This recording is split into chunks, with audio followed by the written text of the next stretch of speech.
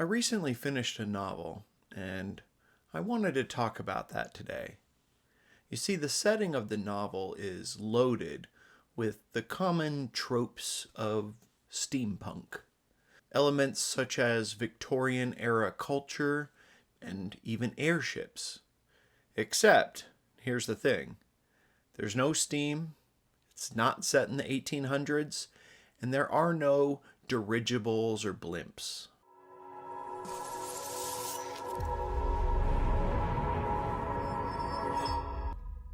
Welcome to Reading Crossbow. I'm Rob, and today I wanted to talk to you about the Cinder Spires book series by Jim Butcher. I just finished reading the second book in the series called The Olympian Affair. And while it is an excellent read, and I would definitely recommend you read it yourself, I found myself very much just captivated by the setting of this book. Jim Butcher has a pretty good talent for taking very familiar elements and just reshaping them into something unique and novel. It's generally exciting to see how he can make these old tropes feel fresh and compelling. Now, before we get started, please consider hitting the subscribe button. One click for you would be a huge help for us. Now, this isn't the first time Jim Butcher has really pulled off this kind of setting-based feat. While he's generally best known for the Dresden Files book series, there is this really interesting anecdote that's popular on the internet about his second major series, which was called Codex Alera. And this story really highlights his skill with setting, specifically. Now, according to this story, Jim Butcher was participating in an online writers' conference hosted by Del Rey Books. And during this discussion, there was a back and forth about whether authors should avoid certain cliched tropes. Jim Butcher argued that a skilled writer could make any trope compelling. Now, someone else challenged him to prove that point by writing a novel based on some lame trope. Now, that challenge eventually got escalated up into two lame tropes, which Jim Butcher accepted that challenge. Now, the two selections that ultimately were decided upon was a lost Roman legion and Pokemon. And from that's where Codex Alera really was born. I do think it's a bit debatable on whether or not Jim Butcher actually completed this challenge, as the Lost Roman Legion and Pokemon tropes are, let's just say, it's a little soft within that book series. To explain what I mean, think about how in this book series, there's almost this like mythological backstory about how humans came into this world from a different one. And that is why they use a heavy dose of Roman names and words. And as for Pokemon, yeah, there's the tropes of elemental magic, as well as like the Pokemon energy types, and how you can kind of bond with elemental furies, which could be Pokemon inspired. You also have like the group called the Marat, who bond with animals, which could also be inspired by Pokemon, I guess. But whether or not these tropes met the letter or spirit of that challenge, the inspirations for this were very evident. And I think this is where Jim really shines in both the Codex Alera and the Cinder Spires series. He does a very good job of using these tropes as a shorthand to do a lot of heavy lifting in his settings. Now, this isn't unique to Jim Butcher, as many authors use familiar feeling settings to save on some exposition. In fact, some settings which try to go completely unique end up spending what feels like a lot of time doing exposition and risk confusing readers by referring to stuff which hasn't been explained, constantly using these like proper nouns which haven't been defined yet. Now, while an intentionally unique setting can be very immersive, settings which leverage known tropes can kind of speedrun aspects of their setting so they can get back to what's actually really important in a novel: the story. This kind of, in a way, sets like an informal contract between an author and a reader, where we both kind of agree on the setting without much discussion because the trope is so familiar. And so an author really only needs to discuss where there's differences. And this is where I want to return to the Cinder Spires book series, because it is an incredibly unique setting. But because it's able to use some popular tropes, the author is really able to just focus on what is important and needed for this story. Now, the world of Cinder Spires very much feels like a world where the mist from the Stephen King novel and movie just never dissipated, and instead it completely like enveloped the whole world. Out in that mist are some terrible chthonic horrors. Some of these horrors might include these miles-long floating monsters which feature even longer tentacles, which can just reach out, grab prey, and drag them up into their massive feeding mouths. There's these elephant-sized, spider-like creatures, flying mist sharks, and these towering, praying mantis-like creatures, all of which seem pretty intent on feasting on humans. To stay away from these monsters, humanity has sheltered in these spires.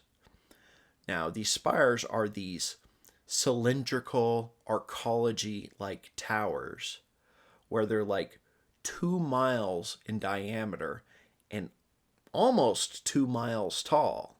Each of these spires houses hundreds of distinct city-like levels, which in the books they call habels. And each habel can maybe span a couple levels of the tower each. But you can just imagine this tower as being this like dense, self-contained world, almost like something out of a cyberpunk story.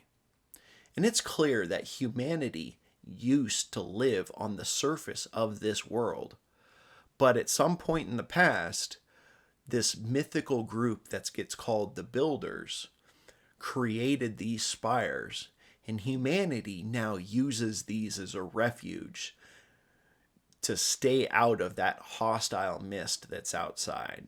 Each spire, seemingly, at least the ones we're introduced to, they seem to operate under a monarchy and an aristocracy that feels very distinctly Victorian. You know, they have things like honor duels, which are strictly regulated. The wealth disparity seems pretty evident. And the ruling elite control society in what seems to be very familiar class structures. Traveling between the spires for trade, diplomacy, and war are airships, another popular steampunk trope. However, in these books, it's not dirigibles or blimps or steam-powered vessels that you normally find associated with steampunk stories. Instead, in this book series, Jim Butcher introduces these flying ships that are powered basically by magical seeming crystals. Each of these crystals functions almost like a submarine's ballast tank, where it can basically cause the ship to move up and down based on the power of these crystals. The ships put out webbing, which they call etheric webbing, almost like sails. And what they do is they capture the ambient magical energy that's out there in the mist and channels that energy into the crystals, which can be used to drive propulsion or power weapons.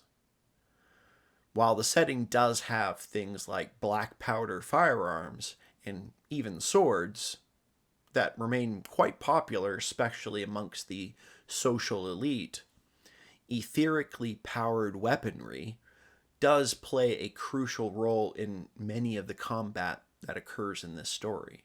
And there is like a mix of military vessels, merchants, and even airship pirates sailing between these spires. Culturally, each spire seems to be ruled by a monarch and an aristocracy that just seems lifted right out of the Victorian age, but from different nations for each of these spires.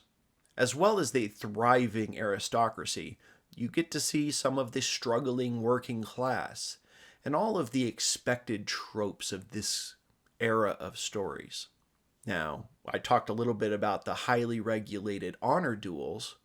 They even have these like dueling platforms inside the spire and even hanging outside the spire on the side, so that if you get knocked off during the duel, you're going to fall for quite a ways before hitting the ground. Now, at some point in the past, someone, perhaps these mythical builders, it looks like they genetically engineered at least 2 species that live within these spires. The first of which are called the Warriorborn. And these Warriorborn seem to be like a human-cat hybrid. They have like slitted eyes which give them greater low-light vision. They tend to have large canines, and in general they have greater speed and strength compared to normal baseline humans. As shown mostly in the first book, Warriorborn seem to be looked down upon, at least by the upper class, who see them as unseemly or undesirable. However, they also do prize their value as soldiers and bodyguards. There's also sentient cats, possibly uplifted by those same builders. All these cats in the spire seem to have human level intelligence.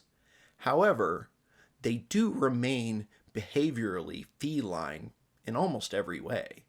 Honestly, the cats in these books are some of my favorite characters, mostly because they just behave like cats, but they can use words to express themselves in a much more direct way.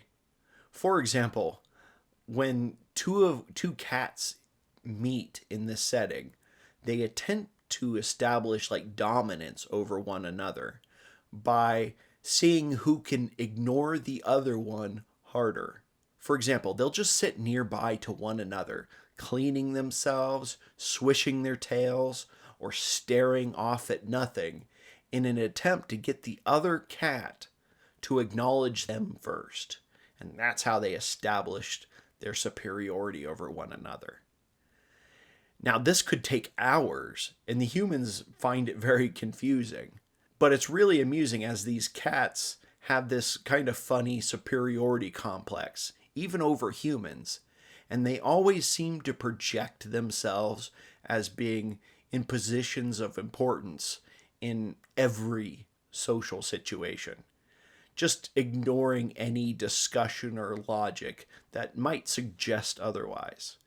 Their inflated sense of superiority I just found to be just endlessly entertaining.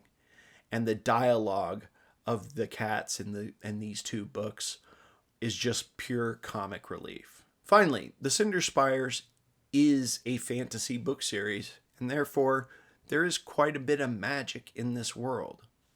The magic, which gets termed as etheric energy, it's the same energy that's harnessed by the airships, and this magic can be accessed by individuals, which the books call etherealists. Etherealists are able to channel that ambient etheric energy that's out in the mist through their minds in order to cause many different effects. Many of these effects are what you might think of as traditionally psychic abilities, like telepathy or seeing future possible events. As it is the same energy that's used by the crystals, for example, in airships, these etherealists actually have quite a bit of power over crystals. They can even cause them to explode almost like bombs. However, the power of an etherealist does come at a pretty steep cost, as this energy just erodes at their sanity. Many etherealists develop these like obsessive quirks and bizarre behaviors and just generally unpredictable eccentricities, as this cumulative mental degeneration. Each etherealist slowly appears to just go mad, as their mind compensates for the damage that's being done to their brains by focusing on these unusual niche behaviors. This might include unusual behaviors, dress, or even like unusual social requirements, which can actually make them quite dangerous for normal people to be around. But in the stories, this danger is often tolerated, as most of the time it's pretty consistent for a given individual etherealist to have a specific behavior, and the powers they have are just too useful.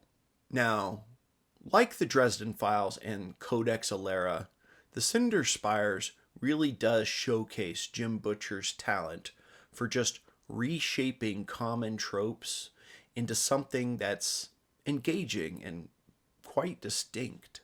While you can often see an argument about how maybe true originality in the modern world is just a myth and every story is just a remix, I feel like these books demonstrate how you can use these familiar tropes as a way to efficiently craft a setting without pages and pages of unnecessary exposition.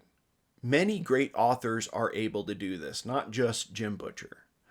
But there are other great authors who will instead just spend hundreds of pages of exposition to describe a setting which I might consider to be equally unique. And sometimes just brevity is a virtue.